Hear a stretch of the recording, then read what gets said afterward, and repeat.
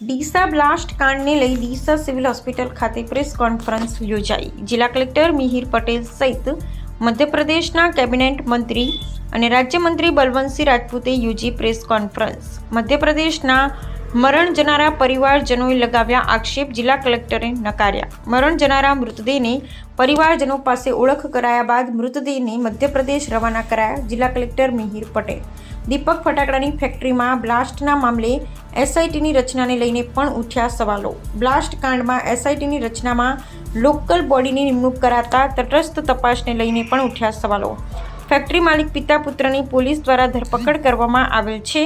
કસૂરવારો સામે કડક કાર્યવાહી કરવામાં આવશે, જિલ્લા કલેક્ટરે આપી ખાતરી। Bureau report, news 16 Gujarati, Jayantibhai Thakkar, Kankrej. કે અમને અમારા પરિવારના મૃતદેહનું મોઢું નથી જોવા દીધું, એ શું કામ એવું કે અહીંયા ડેડ બોડી નથી, શું કામ જૂઠું? માન્ય કલેક્ટરશ્રીએ આપણને પૂરી વિગતથી વાત કરી છે। ઘટના દુઃખદ છે। કાલ બપોરથી હું અહીંયા આગળ છું। આપણી ગુજરાત સરકારથી આપ સૌના સહયોગથી જે કોઈ ગુજરાત સરકાર જેટલું પોઝિટિવ થઈ શકે, ઝડપથી થઈ શકે એ પ્રકારની વ્યવસ્થા આપણે ત્રણેય પ્રકારે કરી છે। સૌથી પહેલાં બધા જ લોકોને કેવી રીતે ઝડપથી બહાર કાઢી શકાય અને આપ સાક્ષી છો। ઠેઠ સાંજે રાત સુધી પણ રહીને આપણે બધાએ ભેગા થઈને અહીંયા આગળ રહ્યા છે। જે લોકોની ડેડ બોડી આપણને મળી, બધા જ ડેડ બોડી નહીં લાવ્યા। જે લોકોને સારવાર માટેની વ્યવસ્થા કરવાની હતી એ પણ આપણે કરી છે। હું છેલ્લે સીધું પાલનપુર સિવિલમાં જઈને પણ રાત્રે એક ભાઈને આપણે અમદાવાદ ટ્રાન્સફર કરીને પણ એને પણ સારી વ્યવસ્થા થાય એ પ્રકારનું આયોજન કર્યું છે। માન્ય મંત્રીશ્રીએ કીધું, કલેક્ટરશ્રીએ કીધું, હું પણ કહું કે ચોક્કસ એમના પરિવારજનોને આપવું છે, પણ મોટા ભાગના જેટલા પરિવારવાળા અહીંયા આવ્યા અને કલેક્ટરશ્રીની તોના લોકોના જે અધિકારીઓ આવ્યા અને આપણા અધિકારીઓ બધાને ભેગા કરીને કે આજે લગભગ હું ધારું છું 24 કલાક ઉપર થઈ ગયા એટલે બોડીને વિશ્લેષણ પણ થાય અને એ જ લોકોને બેસાડીને જેમ હમણાં કહેવામાં આવ્યું કે ભાઈ એ લોકોને આપણે મોકલ્યા છે અને બાકીના જે લોકો આવ્યા એને પણ હમણાં કીધું છે, જેમ ભગવાનજીભાઈનું જે 4 જણનો છે એમને પણ આપણે બતાવવાની વ્યવસ્થા કરી છે। સ્વાભાવિક દ્રષ્ટિએ કાંઈ પણ તકલીફ ના પડે એ બાજુનું બંને સરકારો જોડે રાખીને કામ કર્યું। સાહેબ, આપે કહ્યું કે 24 કલાક થયા, સવાલ એ જ છે કે 24 કલાક થયા એક બ્લાસ્ટ થાય છે, તીવ્ર બ્લાસ્ટ થાય છે, સરહદી વિસ્તારના જિલ્લામાં બ્લાસ્ટ થાય છે, હજી સુધી કોઈ એવું નથી કહેતું કે આ બ્લાસ્ટ શેના કારણે થયો। અને બીજી વસ્તુ એ કે સાહેબ આ તો આવી રીતે આ બની ગયું, કાલ સવારે બોમ્બ પણ બની જાય તો શું જિલ્લા પ્રશાસનને કંઈ ખબર જ ના પડે? શું કરે છે આપણો જિલ્લા પ્રશાસન? મેઇન વસ્તુ એ છે અને એક આશંકા પણ છે, મંજૂરી પહેલા રદ થઈ ચૂકી છે, એને ફરી એપ્લાય કર્યું છે, ત્યારે આવું કંઈક થઈ શકે એવી આશંકા પણ છે, છતાં પણ નીલ અને 21 જિંદગી ગઈ। આપણે જોયું હશે કે કાલે જે પ્રકારે આરોપીને બંને આરોપી જેનું નામ દીપક અને ચાલતું હતું તે એમના ફાધર જે આ બિઝનેસ કરતા હતા, બંને આરોપીઓને આપણે 7 સુધી પકડી પણ લીધા છે અને એની સાથે સાથે જેમ કહેવામાં આવ્યું એમ કે તપાસની શરૂઆત આપણે ઠેઠ ઊંડાણ સુધી કરી છે। કોણ લાવ્યું, કેમ લાવ્યું, આ શું થયું, કોની જવાબદારી હતી, કોને ના જોયું, આ બધી તપાસ ચોક્કસપણે થવાની છે અને કોઈ પણ માણસ દોષી આમાંથી છૂટશે નહીં એની મને ખાતરી છે। ગઈકાલે રાતથી જિલ્લા વહીવટીતંત્ર બનાસકાંઠા એ દેવેશ અને હરદા જિલ્લાના ડિસ્ટ્રિક્ટ એડમિનિસ્ટ્રેશન સાથે સંપર્કમાં હતું। મધ્યપ્રદેશથી ત્યાંના મંત્રીશ્રી પણ મોડી રાત્રે પહોંચી ગયા હતા। સચિનભાઈ, દેવેશ અને હરદા ડિસ્ટ્રિક્ટની કલેક્ટર ઓફિસની ટીમ મજિસ્ટ્રેટ પહોંચી ગઈ હતી અને જે મૃતકોના જે પરિવારવાળા છે કે જે ઇજાગ્રસ્ત હતા તેમના દ્વારા તમામ જે બોડી છે એ આઈડેન્ટિફાઈ કરવામાં આવી હતી, નામ સાથે આઈડેન્ટિફાઈ કરવામાં આવી હતી।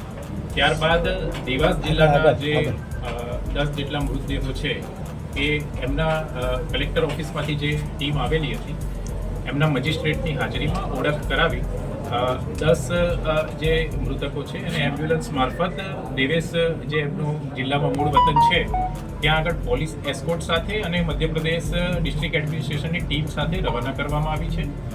આ ઉપરાંત જે હરદા જિલ્લાના 8 જેટલા મૃતદેહો હતા એમની પણ એમના પરિવારજનોની હાજરીમાં ઓળખ કરાવી અને એમ્બ્યુલન્સ મારફત એમના જે મૂળ વતન છે ત્યાં આગળ રવાના કરવામાં આવ્યા છે. આ સમગ્ર જે પ્રક્રિયા હતી એમાં મધ્યપ્રદેશ જિલ્લાના માન્ય મંત્રીશ્રી, આઈજી અને ડીઆઈજી કક્ષાના સિનિયર અધિકારીશ્રી, મધ્યપ્રદેશ સરકારમાંથી સબ ડિવિઝનલ મજિસ્ટ્રેટશ્રી, ડીવાયએસપીશ્રી, તમામ જે ઉચ્ચ અધિકારીઓ છે અને પરિવારજનો દ્વારા જે ઓળખ કરવામાં આવી છે તે તમામ પરિવારજનો સાથે હતા. ચોક્કસથી એક આ જે ઘટના છે એ ખૂબ દુઃખદ ઘટના છે. જેના પરિવારમાં આ ઘટના બની હોય એના ઉપર જ વીતે અને એને જ સમજાય એટલે ક્યાંક ને ક્યાંક પરિવારજનોમાં આક્રોશ હોઈ શકે છે. પણ તમામ જે વેરિફિકેશનની પ્રક્રિયા છે એ ગુજરાત સરકાર અને મધ્યપ્રદેશ સરકારના ઉચ્ચ અધિકારીશ્રીઓ અને મંત્રીશ્રીની હાજરીમાં વેરિફિકેશન બાદ જ પૂર્ણ કરવામાં આવી છે. તો જે પરિવારજનો આક્ષેપ કરી રહ્યા છે એમના સ્વજનોની ડેડ બોડી અહીંયા અત્યારે હાજર છે. મેં આપને જેમ કીધું એમ કે જે પણ 18 મૃતદેહો મોકલવામાં આવ્યા છે તે તમામ જે મૃતદેહો છે એનું આઈડેન્ટિફિકેશન કરી લેવામાં આવ્યું હતું અને મધ્યપ્રદેશ જે સરકાર છે એની ડિસ્ટ્રિક્ટ એડમિનિસ્ટ્રેશનની ટીમ મજિસ્ટ્રેટ અને ડીવાયએસપી કક્ષાના અધિકારીઓ સાથે ડેડ બોડી લેવા માટે અહીંયા આવી હતી અને એમને એમ્બ્યુલન્સ સાથે ડેડ બોડી સુપ્રત કરવામાં આવી છે. અત્યારે કોઈ ડેડ બોડી અહીંયા છે? હાલમાં જે તમામ 18 મૃતદેહો છે એ મધ્યપ્રદેશ સરકાર તરફથી જે મજિસ્ટ્રેટની ટીમ આવી હતી તેમને સુપ્રત કરવામાં આવી દીધી છે અને એમ્બ્યુલન્સ હાલમાં મધ્યપ્રદેશ જવા માટે રવાના થઈ ગઈ છે. સાહેબ, આપના પરિવારજનો છે એ એમ કહે છે કે 4 અમારા સભ્યો હજી મળતા નથી, એમની ડેથ થઈ ગઈ છે, તો એમની ડેડ બોડીનું શું હવે? મેં જેમ આપને કીધું એમ કે કુલ 21 લોકોના મૃત્યુ થયા હતા. તેમાંથી 18 મધ્યપ્રદેશના હતા અને એક આપણે અહીંયા ગુજરાતના સ્થાનિક ભાઈ હતા એમનું મૃત્યુ થયું હતું અને 2 જે પરિવારજનો છે એમનો જે ડેડ બોડી છે એ અત્યારે એટલી બધી બોમ્બ જે બ્લાસ્ટ થયો ફટાકડાનો એના લીધે ઓળખી શકાય એવી પરિસ્થિતિમાં નથી. પરિણામે બંને જે મૃતદેહો છે એના ડીએનએ સેમ્પલ કલેક્ટ કરવામાં આવ્યા છે. સામે તેમના પરિવારજનો છે એમના પણ ડીએનએ સેમ્પલ કલેક્ટ કરી લેવામાં આવ્યા છે અને ડીએનએ મેચિંગનો રિપોર્ટ આવ્યા બાદ એ બાકીના જે 2 મૃતદેહો છે એને એમના પરિવારજનોને અહીંયાની સ્થાનિકની પણ ડેડ બોડી આપી દેવાય છે? સ્થાનિક વ્યક્તિ જે હતા મૃત્યુમાં? હાજી, એ ગઈકાલે સાંજે જ આપી દેવામાં આવી. પટેલ સાહેબ, જે ઘટના બની ગઈકાલે, કેટલા મજૂરો ત્યાં કામ કરતા હતા, કેટલા લોકો ઘટના સ્થળ પર હાજર હતા, કેટલા લોકો ઇન્જર્ડ થયા, એની જે એકચ્યુઅલ માહિતી છે એ શું છે? કેટલા નંબર્સ હતા? ડેથના નંબર 21 છે, ડેડ બોડીઝ 2 ડીએનએ ટેસ્ટ માટે કરવાની છે, બધું બરાબર છે. કેટલા લોકો ત્યાં હાજર હતા, કેટલા લોકો ઇન્જર્ડ હતા, કેટલા લોકો ત્યાં કામ કરતા હતા? આ જે મિસિંગ વાળી વાત આ લોકો પરિવારજનો કરે છે તો એમના માટે તમારી પાસે શું સમાધાન છે? આ જે તમામ વિગતો છે એ ડિટેલમાં ગઈકાલે તમામ મીડિયા મિત્રોને પણ આપવામાં આવી હતી. કુલ સૌથી પહેલાં કુલ જે ઇન્જર્ડ વ્યક્તિ છે એમની વાત કરું તો 6 જેટલા વ્યક્તિઓ જે ઇજાગ્રસ્ત છે એમાંથી 3 જેટલા જે વ્યક્તિઓ છે ડીસા સિવિલ હોસ્પિટલ ખાતે અત્યારે સારવાર હેઠળ છે. 3 વ્યક્તિઓ પાલનપુર સિવિલ હોસ્પિટલ ખાતે સારવાર હેઠળ હતા, જેમાંથી એક જે વ્યક્તિ છે એ એક વ્યક્તિને અમદાવાદ સિવિલ હોસ્પિટલ ખાતે વધુ સારવાર માટે શિફ્ટ કરવામાં આવ્યા છે.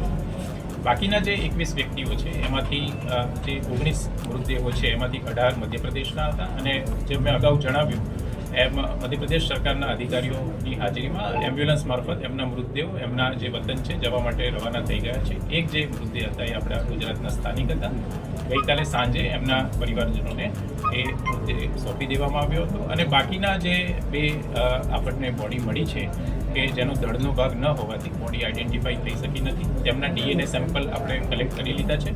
એમના પરિવારજનોના પણ ડીએનએ સેમ્પલ કલેક્ટ કરી દીધા છે અને ડીએનએ સેમ્પલનો રિપોર્ટ મેચ થયા બાદ જે એ બંને મૃતદેહ મળ્યા છે એ એમના પરિવારજનોને સુપ્રત કરવામાં આવશે. આ જે લોકો છે અત્યારે જે मंत्री हैं मध्य प्रदेश सरकार के, आप इसे कैसे देखते हैं, कितना गंभीर इसे मानते हैं?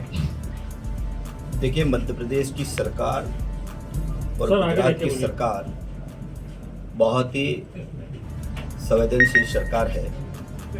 जब इस घटना की जानकारी मध्य प्रदेश के मुख्यमंत्री जी को चलती है और उन्होंने मुझे 3 बजे करीब निर्देश किया है उस समय हमारी कैबिनेट की बैठक चल रही थी और उन्होंने कहा कि गुजरात के अंदर कोई घटना घटी है और मध्य प्रदेश के लोगों के साथ घटना घटी है और मैं वहाँ से चलकर रात को 3 बजे आया हूँ। मैं आपसे ये कहना चाहता हूँ, घटना बहुत दुखद घटना है और मध्य प्रदेश के करीब 20 लोगों की मृत्यु हुई है और 2 लोगों की शिनाख्त होना शेष है, जिनका डीएनए टेस्ट होने के बाद पता चलेगा कि ये क्या नाम है। उसके बाद 2 डेड बॉडी को उसके परिवार के लोगों को सुपुर्द किया जाएगा। दूसरी बात ये भी सही है कि किसी परिवार में जब कोई इतनी बड़ी घटना घटती है तो दुख सभी को होता है, लेकिन जिसके परिवार के एक ही पिता के 3-3, 4-4 लोगों की मृत्यु होती है तो वास्तव में बहुत ही दुखद घटना है। कुछ कह पाना भी बहुत मुश्किल होता है और निश्चित रूप से परिवार के लोग बहुत दुखी है, परेशान हैं और हम लोगों ने जो डेड बॉडी, हमारे सारे अधिकारी मध्य प्रदेश का है, डीआईजी स्तर के अधिकारी भी यहाँ उपस्थित है, जिला प्रशासन के अधिकारी भी और जिला प्रशासन के जो हमारे अधिकारी है जिनके परिवार के लोगों की मृत्यु हुई है उन लोगों को भी साथ में यहाँ पर लाया गया और उसके बाद शिनाख्त किया और शिनाख्ती होने के बाद ही उनको डेड बॉडी सुपुर्दगी में हम लोगों ने दी है। जहाँ तक कुछ परिवार के भाई बहनों का ये कहना कि हम लोगों को शिनाख्ती नहीं करे, मैं आपको कहना चाहता हूँ भगवान सिंह जी जिनके परिवार में 4 लोगों की मृत्यु हुई है, उनकी पत्नी और 3 बच्चों की मृत्यु हुई है, उनको भी हमने हमारे साथ में शिनाख्ती कराई गई है। लेकिन ये कहना ठीक नहीं है कि हम लोगों को उनकी शिनाख्ती कराई नहीं गई, लेकिन ये वास्तव में जब पीड़ा होती है, दुख होता है तो परिवार के लोग दुख को जाहिर करते हैं। चौहान साहब, परिवार के लोगों का ये भी कहना है कि वहाँ के कुछ ठेकेदार, ये 2-3 लोगों के मतलब वहाँ के जो इंदौर के लोग हैं, उनका ये कहना है कि ठेकेदारों ने राजपीपला कह के यहाँ पर उनको लेके आए। तो क्या मध्य प्रदेश सरकार या मध्य प्रदेश पुलिस इस मामले की भी जांच में सहयोग करेगी या इस मामले की भी जांच करवाएगी कि इस तरीके से लोगों को यहाँ पर लाना, यहाँ पर नियम कोई नहीं था, यहाँ पर सेफ्टी कोई नहीं थी, बावजूद उसके इस तरह की स्थिति और वहाँ के ठेकेदार यहाँ पर उनको लेके आ रहे हैं, वो भी गलत बताकर। देखिए, ये जांच का विषय है और अभी यहाँ के कलेक्टर साहब ने कहा कि एसआईटी की जांच दल गठित किया गया है। उनके जांच के आधार पे जो भी तथ्य आएंगे और इस तथ्य में जो भी दोषी पाया जाएगा उसके खिलाफ गुजरात की सरकार और मध्य प्रदेश की सरकार मिलकर सख्त से सख्त कार्रवाई करेगी, कोई भी बचेगा नहीं। मौजूदा जो ठेकेदार है उन ठेकेदारों को लेकर